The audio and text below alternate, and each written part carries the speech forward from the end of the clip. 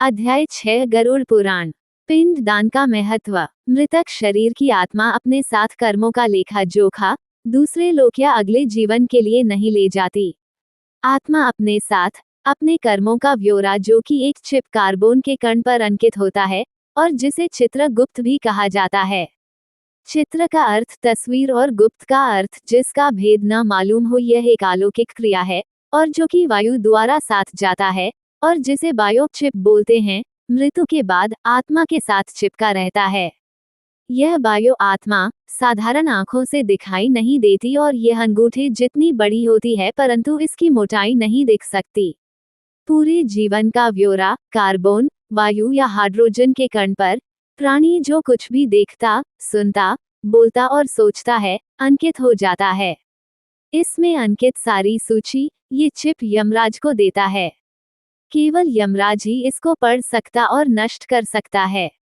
उसे नष्ट करने के बाद ही यमराज प्राणी के कर्मों अनुसार उसे दंडित करते हैं। जब तक बायो चिप आत्मा के साथ रहता है, बायो आत्मा दूसरा शरीर धारण नहीं कर सकती। जब ये चिप बायो आत्मा से अलग किया जाता है, तब शुद्ध आत्मा अपने कर्मों अनुसार दुख या सुख का भोग करके नया शरीर धारण करती है। मृत्यु उपरांत बायो आत्मा मृतक शरीर में प्रवेश करने की कोशिश करती है, परंतु ये प्रेत आत्मा मृतक शरीर उसकी अस्थियों के पास वायु में दुखी रूप में मंडराती रहती है। प्रेत आत्मा मृत स्थान पर तब तक रहती है जब तक ये प्रेत आत्मा से बायो आत्मा में नहीं बदल जाती। यह बायो आत्मा ही यमराज के पास जाने में सक्षम होती है। इस प्रेत आत्मा को बायो आत्मा में परिवर्तन करने के लिए पिंडदान की आवश्यकता होती है। पिंडदान पुत्र, रिश्तेदार या किसी और द्वारा भी संपन्न कराया जा सकता है। ये 10 दिन की रस्म है। पिंड को 4 भागों में बांटा जाता है।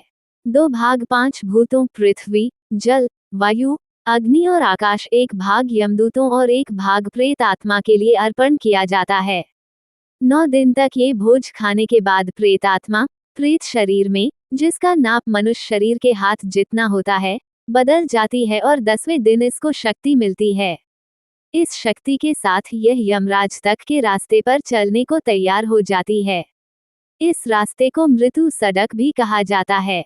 पिंडदान में दी हुई लाई से प्रथम दिन सर, दूसरे दिन गर्दन कंधे, तीसरे दिन हृदय, चौथे दिन पीठ, 5वें दिन धूनी, 6वें दिन कुल्हे गुप्त अंग, 7वें दिन जांघ, 8वें दिन घुटने, 9वें दिन पैर, 10वें दिन भूख प्यास। ये निर्वाचित प्रेत शरीर भूख प्यास से दुखी 11वें 12वें दिन भोजन करता है। 13वें दिन प्रेत शरीर यमदूतों के पाशबुद्धों में जकड़ा एक बंदी बंदर की तरह मृत्यु सड़क पर घसीटता हुआ चलता है। यम नगरी की दूरी 86,000 योजन, 1 योजन इक्वल्स 15 की मी लगभग है और एक दिन रात में 247 योजन चलना पड़ता है। 16 पौर रास्ते में अनेक प्रकार की यातनाएं, दुर्लभ रास्ते, भयानक पीड़ाएं 11 महीनों तक सहते हुए यमराज का राज्य शुरू होता है। वहां से यम नगरी का रास्ता शुरू होता है, जो कि इससे भी कष्टदायी है।